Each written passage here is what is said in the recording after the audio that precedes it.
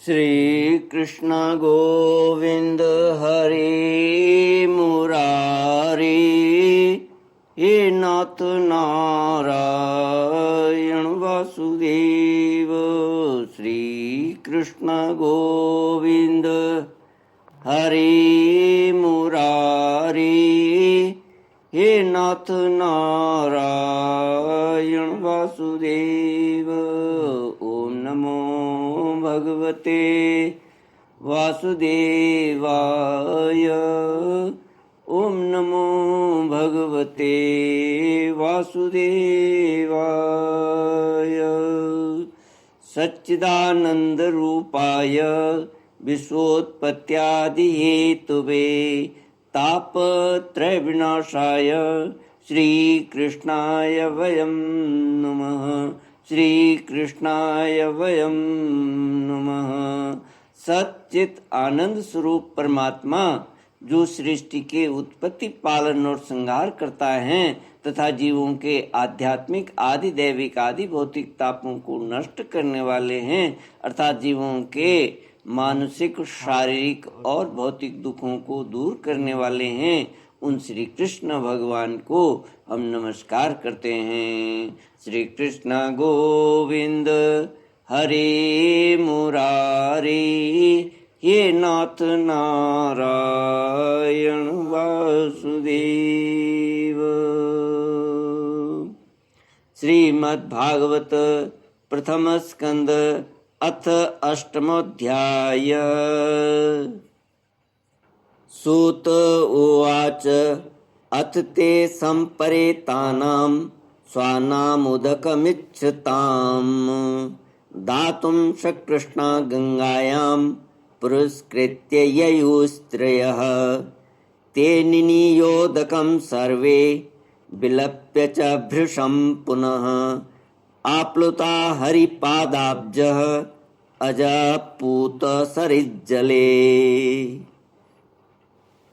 गर्भ में परीक्षित की रक्षा, कुंती के द्वारा भगवान की स्तुति और युधिष्ठिर का शोक। सूत जी कहते हैं, इसके बाद पांडव श्री कृष्ण के साथ जलांजलि के इच्छुक मरे हुए स्वजनों का तर्पण करने के लिए स्त्रियों को आगे करके गंगा तट पर गए। वहां उन सब ने मृत बंधुओं को जलदान दिया और उनके गुणों का स्मरण करके बहुत विलाप किया। तदनंतर भगवान के चरण कमलों की धूलि से पवित्र गंगा जल में पुनः स्नान किया। वहां अपने भाइयों के साथ कुरुपति महाराज युधिष्ठिर, धृतराष्ट्र पुत्र शोक से व्याकुल, गांधारी, कुंती और द्रौपदी सब बैठकर मरे हुए स्वजनों के लिए शोक करने लगे। भगवान श्री कृष्ण ने धौम्यादि मुनियों के साथ उनको सांत्वना दी और समझाया कि संसार के सभी प्राणी काल के अधीन हैं, मौत से किसी को कोई बचा नहीं सकता।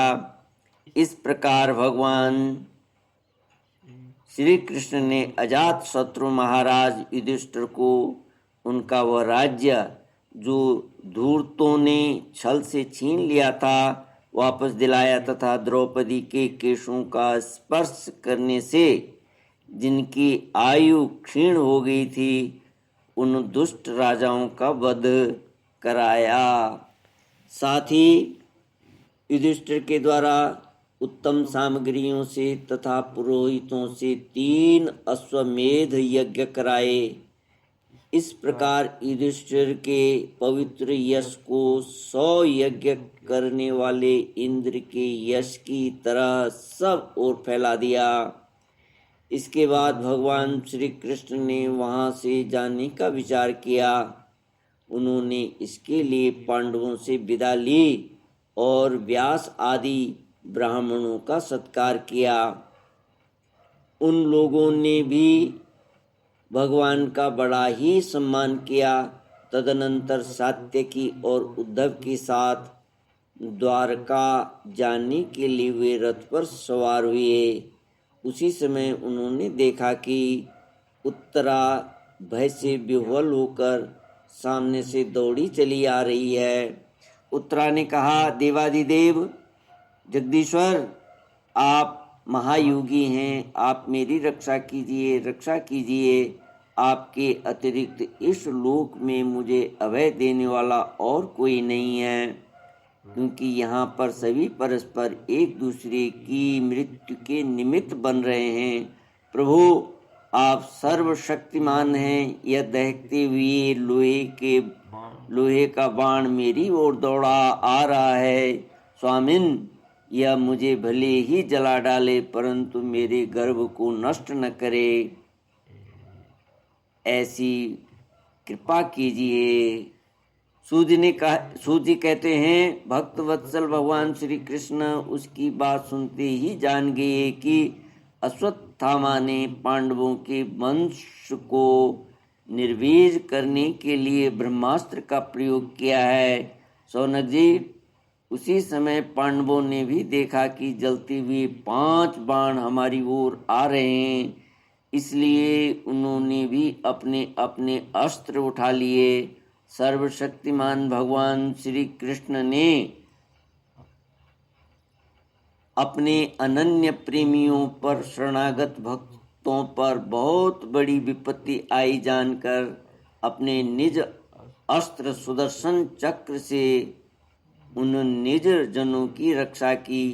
योगेश्वर श्री कृष्ण समस्त प्राणियों के हृदय में विराजमान आत्मा हैं। उन्होंने उत्तरा के गर्भ को पांडवों की वंश परंपरा चलाने के लिए अपनी माया के कवच से ढक दिया। शौनक जी, यद्यपि ब्रह्मास्त्र अमोघ है और उसके निवारण का कोई उपाय भी नहीं है, फिर भी भगवान श्री कृष्ण के तेज के सामने आकर वह शांत हो गया। यह कोई आश्चर्य की बात नहीं समझनी चाहिए, क्योंकि भगवान तो सर्वाश्चर्यमय हैं।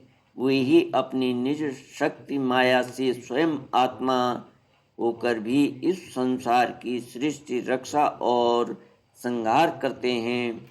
जब भगवान श्री कृष्ण जाने लगे, तब ब्रह्मास्त्र की ज्वाला से मुक्त अपने पुत्रों के और द्रौपदी के साथ सती कुंती ने भगवान श्री कृष्ण की इस प्रकार स्तुति की।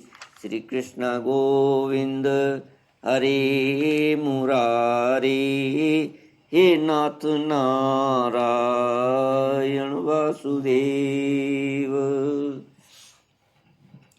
कुंती ने कहा, आप समस्त जीवों के बाहर और भीतर एक रस स्थित हैं, फिर भी इंद्रियों और वृत्तियों से देखे नहीं जाते, क्योंकि आप प्रकृति से परे आदि पुरुष परमेश्वर हैं। मैं आपको नमस्कार करती हूँ। इंद्रियों से जो कुछ जाना जाता है, उसकी तह में आप विद्यमान रहते हैं और अपनी ही माया के पर्दे से अपने को ढके रहते हैं। मैं अबोध नारी, आप अविनाशी पुरुषोत्तम को भला कैसे जान सकती हूँ? जैसे मूढ़ लोग दूसरा भेष धारण किए हुए नट को प्रत्यक्ष देखकर भी नहीं पहचान सकते, वैसे ही आप दिखते हुए भी नहीं दिखते। आप शुद्ध हृदय वाले विचारशील जीवन मुक्त परमहंसों के हृदय में अपनी प्रेममयी भक्ति का सृजन करने के लिए अवतीर्ण हुए हैं। फिर हम अल्प बुद्धि स्त्रियां आपको कैसे पहचान सकती हैं? आप श्री कृष्ण वासुदेव देवकी नंदन नंद गोप के लाडले लाल गोविंद को हमारा बारंबार प्रणाम है, जिनकी नाभि से ब्रह्मा का जन्म स्थान कमल प्रकट हुआ है, जो सुंदर कमलों की माला धारण करते हैं, जिनके नेत्र कमल के समान विशाल और कोमल हैं, जिनके चरण कमलों में कमल का चिन्ह है। श्री कृष्ण, ऐसे आपको मेरा बार बार नमस्कार है। ऋषिकेश, जैसे आपने दुष्ट कंस के द्वारा कैद की हुई और चिरकाल से शोकग्रस्त देवकी की रक्षा की थी, वैसे ही पुत्रों के साथ मेरी भी आपने बारंबार विपत्तियों से रक्षा की है। आप ही हमारे स्वामी हैं, आप सर्वशक्तिमान हैं। श्री कृष्ण, कहाँ तक गिनाऊं? विष से, लाक्षागृह की भयानक आग से, हिडम्ब आदि राक्षसों की दृष्टि से, दुष्टों की द्यूत सभा से, वनवास की विपत्तियों से और अनेक बार के युद्धों में अनेक महारथियों के शस्त्रास्त्रों से और अभी अभी इस अश्वत्थामा के ब्रह्मास्त्र से भी आपने ही हमारी रक्षा की है।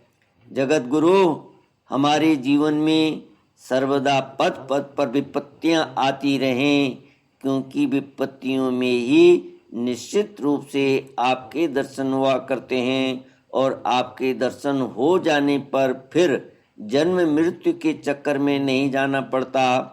ऊंचे कुल में जन्म, ऐश्वर्य, विद्या और संपत्ति के कारण जिसका घमंड बढ़ रहा है, वह मनुष्य तो आपका नाम भी नहीं ले सकता, क्योंकि आप तो उन लोगों को दर्शन देते हैं जो अकिंचन हैं।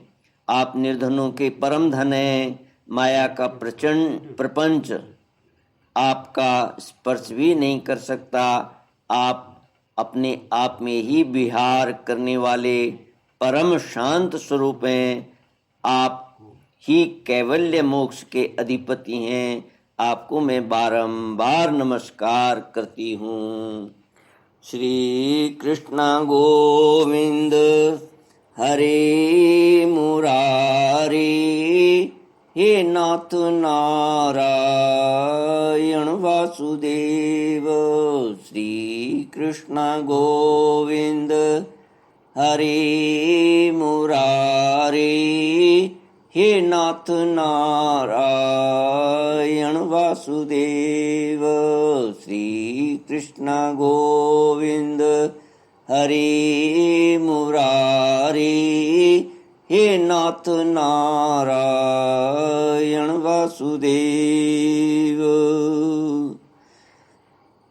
ओम पूर्णमद पूर्णमिदं पूर्णात् पूर्णमुदच्यते पूर्णस्य पूर्णमादाय पूर्णमेवावशिष्यते।